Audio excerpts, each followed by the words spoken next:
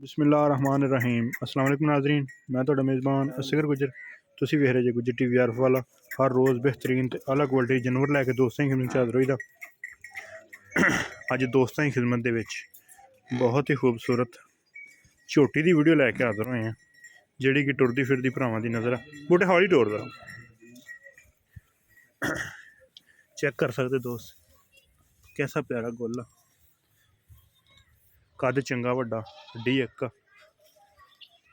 And the right करो, एड्डी छोटी वड्डी, मूँह दो दंद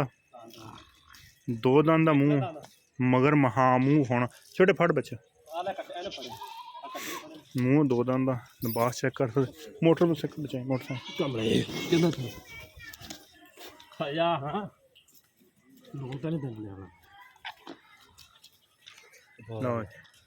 दोस्त चेक कर सकते। एक मिनट तसल्ली ठीक हो गया छड़ दे। माशाल्लाह एक बड़ी गल हुंदी है कि मूँह दो दंद झोटी है, कद चंगा, लिबास सोहना, गुल बड़ा प्यारा बनाया है, चड्डा पट्टां दे बराबर,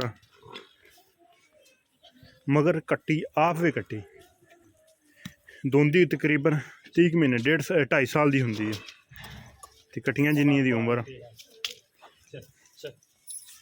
कद शान सोहना वा, धौन लम्मी है। छड़ दे जरा, रुकन दे बस, छड़ दे जरा,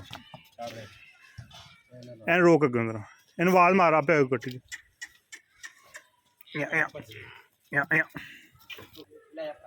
टुरदी फिरदी दोस्त वेख सकते। कट्टी मगर बड़ी प्यारी है। किन्ना दिन की सूई अज? कट्टी बड़ी खूबसूरत है माशाल्लाह, पिछले पैर दोवें हल्के हल्के सफेद, कट्टी है माशाल्लाह, बड़ा खूबसूरत जानवर है। कान शान बिल्कुल पद्धर है, सिर्फ लो भाई थोड़ी जी धुनी थी।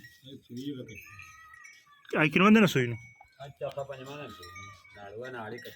चौथा तो पंजवां दिन, तो किन्ना दुध हाल टाइम है बोले सारा चोलिए 10 किलो हो जाता। ठीक हो गया। तो की प्यार मुहब्बत वाला मुल बूटे? 2,65,000 रुपया छोटा कर देंगे, छोटा बिच हो जानी है। किन्नी हो जाएगी बूटे? अच्छा पहले झोटी हो के कद शान झोटी बहुत वड्डा टोरी दे रैंज चौगा होंगे वड्डना वधी जाना वा, फिर छिक दे दंद कढ़ने, फिर कन्नियां वाले जिन्नी देर नहीं कढ़दा जानवर कोई भी है उन्नी देर तक।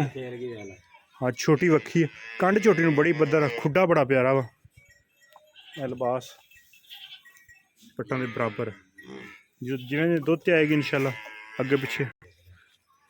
माशाल्लाह बड़ी खूबसूरत एक जानवर, कच्ची सूई झोटी है, मूँह दो दंद, हाजिर टाइम 10 किलो दुध, शाह काली, मत्था थोड़ा जहा सफेद,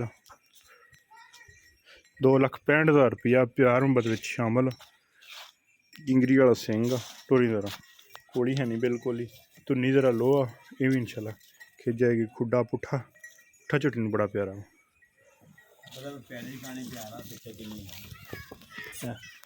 लिबास माशाल्लाह बिल्कुल